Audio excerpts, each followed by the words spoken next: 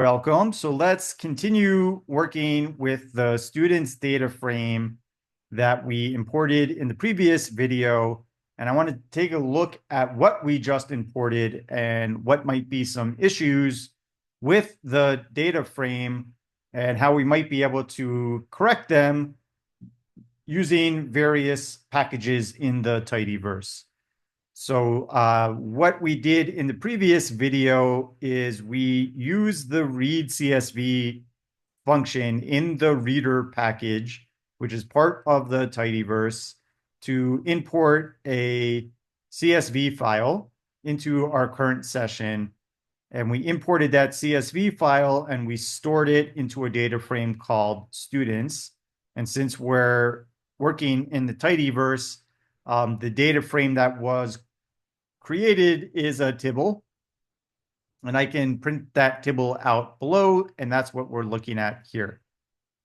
So this question is asking us to identify issues with this data frame, and there are a few issues. So one issue is the column names. These are not what we would call syntactic column names.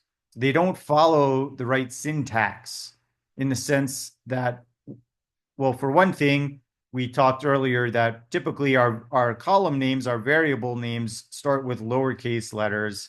That's not a huge issue. The issue here is that we've got this space in our variable name, in our column name. So our column name has a space, and that's more than just like a superficial issue that could possibly cause problems in our code. So this is what we would call like non-synectic name because it has a space in it.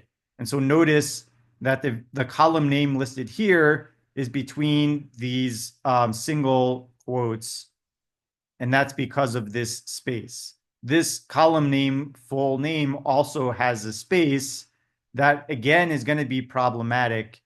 And so we also have quotes around full name. These other column names, they may not follow the snake case method that we talked about earlier, but they're fine. They are not going to give us any issues like the issues with having a space in their name. So these names are fine. If we want to have them follow snake case, I shouldn't have a dot separating favorite and food. I should really have an underscore. And the meal plan, typically we use just lowercase letters when we're naming variables. And if we want to separate words like meal and plan, we would use an underscore and then a lowercase p.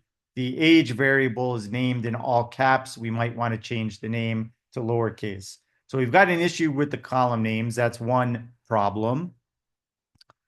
Everything in the student ID column looks relatively fine. This is being stored as a decimal. All of these values are integers. So we could, depending on what we want to do with the student ID, we could decide to store that as an integer. We could decide to store that as a character if we wanted to. So yeah, but it is being stored as a decimal, as double. That's just good to make a note of. I think everything looks good in the full name column. In the favorite food column, these are being stored as characters. That is fine. It's possible we might want to store this as a factor and group things together. Since all of these current values are distinct, we really wouldn't get any advantage storing this as a factor anyway. But here's a problem. This is a missing value, I'm guessing. It was coded as a character string n/a. These should be coded as missing values NA. So we're going to need to fix this problem with the favorite food missing value is not coded correctly. The meal plan, it seems like these are categories that people would have lunch only, breakfast and lunch, and we would want to group those observations into classes based on whether people responded the same way. So the meal plan should be stored as a factor. I think that's pretty safe bet there. We should convert that variable type. And then looking at the age column, this is great. The missing value here was coded correctly with the NA. That looks wonderful. We've got this age, which is coded as a character string 5. We probably want that to be a number 5. And then we would want to change the data type of age to an integer or a double, depending on what we might want to do with that, or what the values are being stored there, if we have any decimals, or what we might want to do, any transformations we might want to do with that variable. But we wouldn't want to store age as a character. We wouldn't want any of our ages to be stored as strings. We would want them to be stored as a number.